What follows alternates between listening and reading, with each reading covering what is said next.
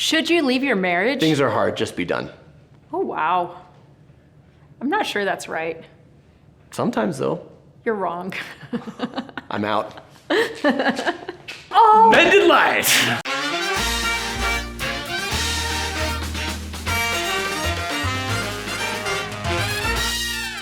It's all your fault. Yeah, I get that a lot.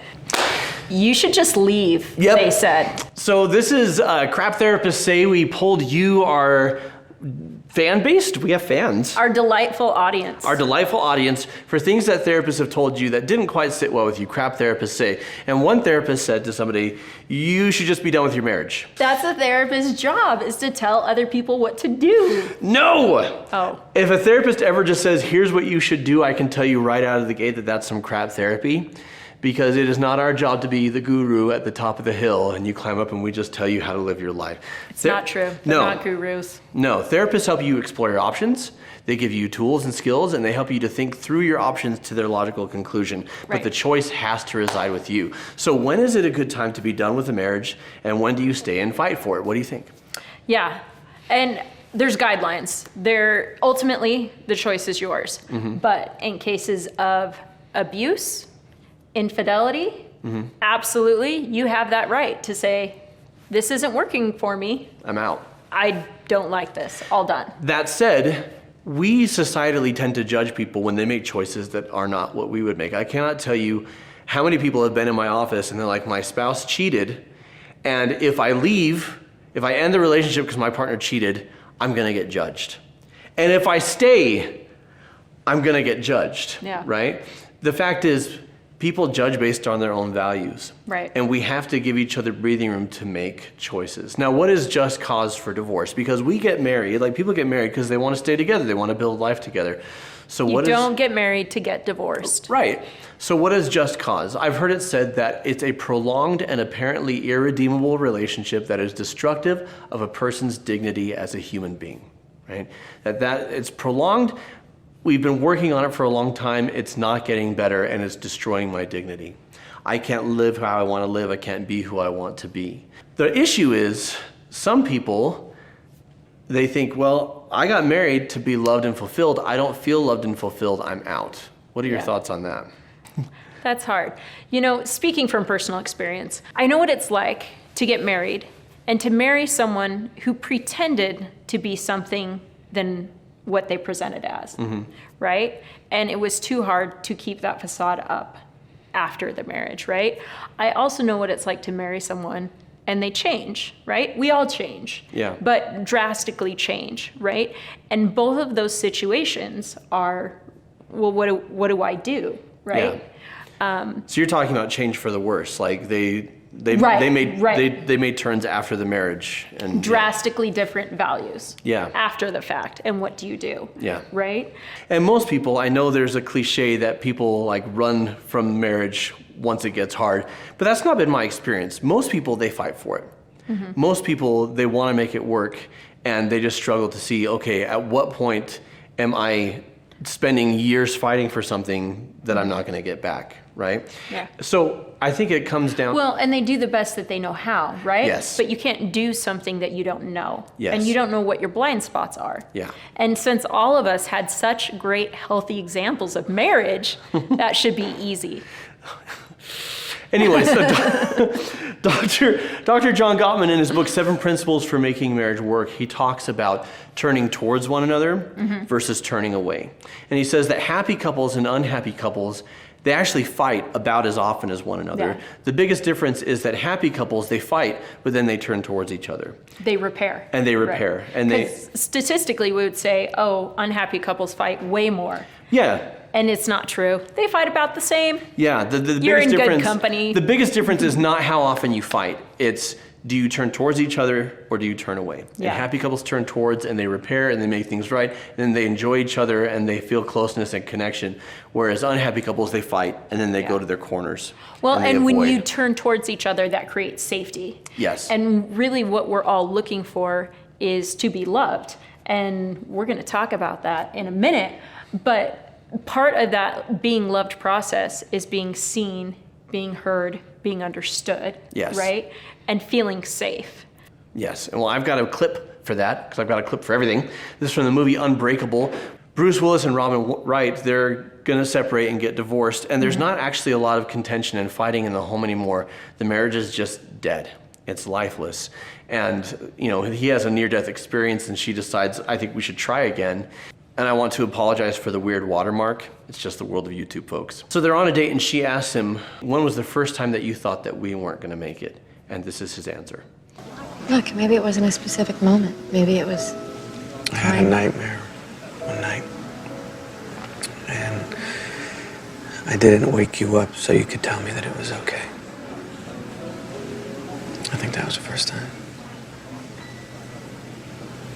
Does that count? I had a nightmare. I didn't wake you up so you could tell me it was okay. I think that was the first time. And then she goes on and she asks him, you know, do you knowingly push us away? And he says, yes. And she says, why? And he says, I don't know. Something's just not right. Like something's not right inside of me. This is an example of turning away, right? He could have turned towards her for comfort, which would have given her an opportunity to show love to him. Mm-hmm. And instead he didn't. And in the film, it's kind of left to our imagination as to why he didn't. Maybe he didn't, knowing the character, he feels depressed and he doesn't love himself. And so he probably feels like she would just do it out of obligation and it wouldn't be real. So what's the point, right? These are all the insecurities that we... Like, I'm unlovable wound. Yes, an I'm unlovable wound, which we'll talk about in just a second. Later in the film, she's up waiting for him and falls asleep on the couch, and then this happens.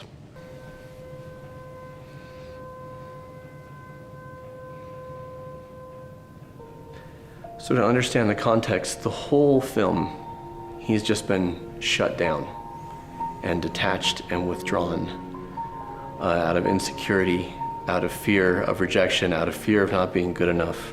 As a coping mechanism. As a coping mechanism, out of believing that he's not lovable. And it's hard for her because she wants to love him and he's not letting her. And just as a filmmaking note, I really love, not that I'm a filmmaker, but I consume a lot of films. The whole film is like a blue hopeless color. Mm-hmm. And then this scene is very warm and it's very earth tones and it's suggesting the shift that's happened in him towards her and her towards him. And he does what Dr. Gottman talks about. He's turning towards her now because he's been sleeping in a separate room from her, and he says to her, here.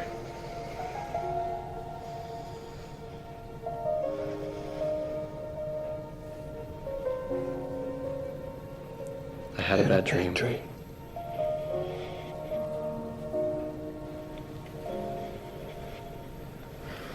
It's over now. Oh my gosh, I'm gonna cry.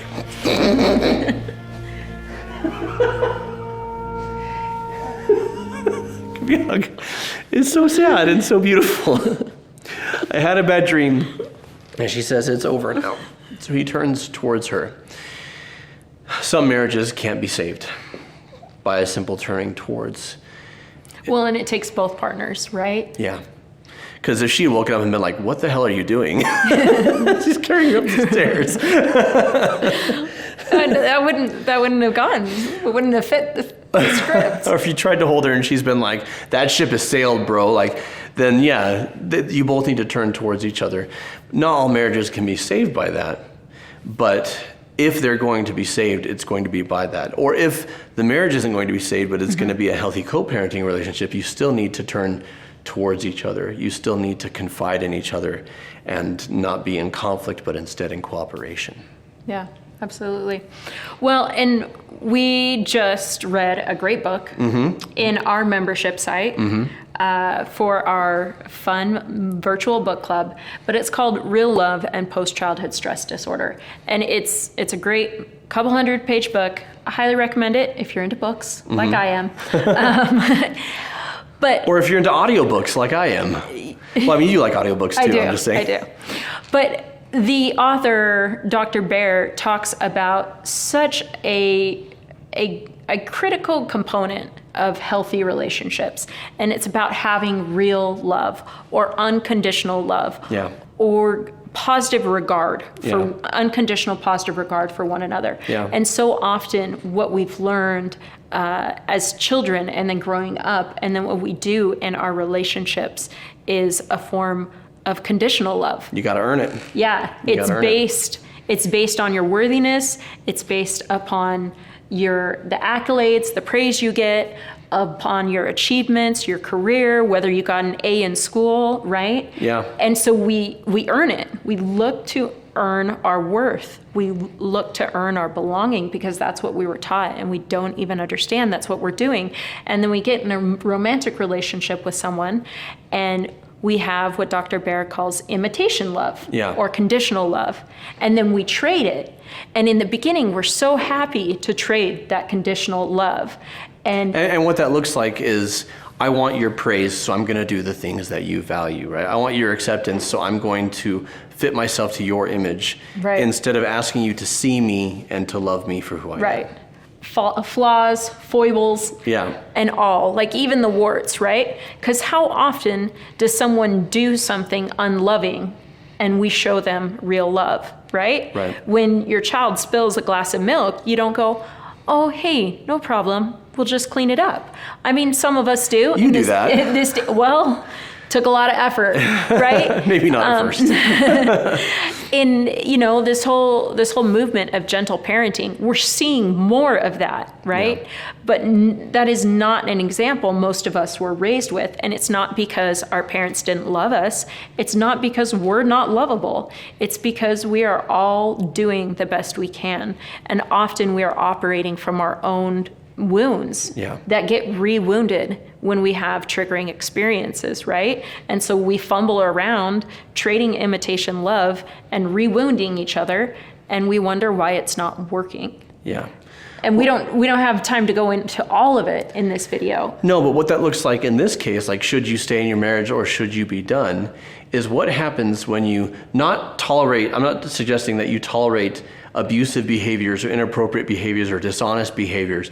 What we are saying is, when you show your partner, kind of like Daphne and Simon in Bridgerton, we've got another video on that, but when she says, every flaw, every scar, every weakness that you're ashamed of, every insecurity, I see all of it, and I love and accept you.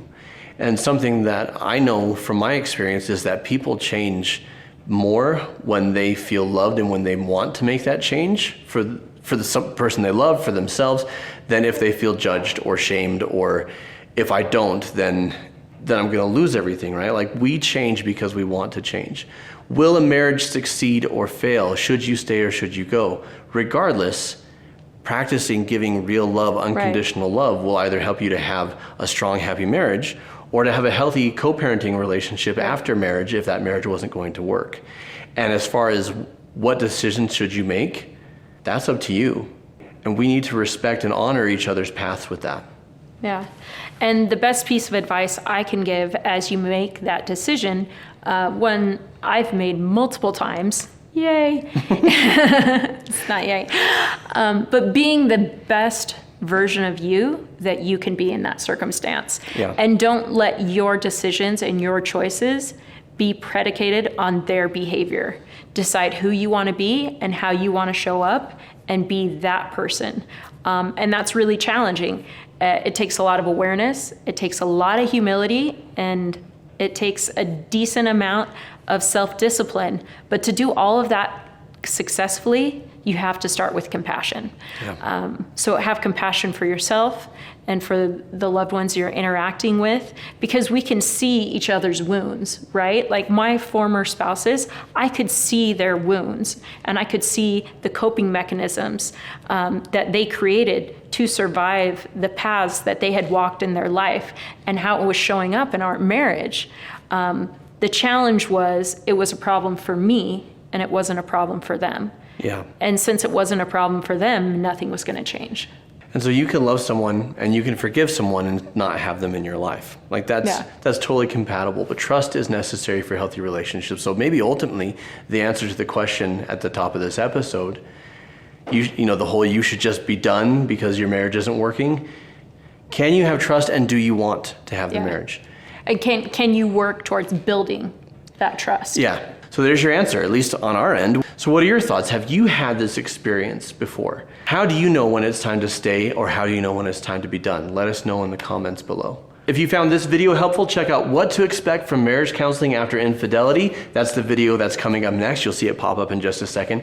And if you need more support in your life or your relationships, go to mendedlight.com and schedule a complimentary 15-minute consultation with a member of our team. And until next time, remember to keep shining. We need your light. We need it so bad. So be it. So bad.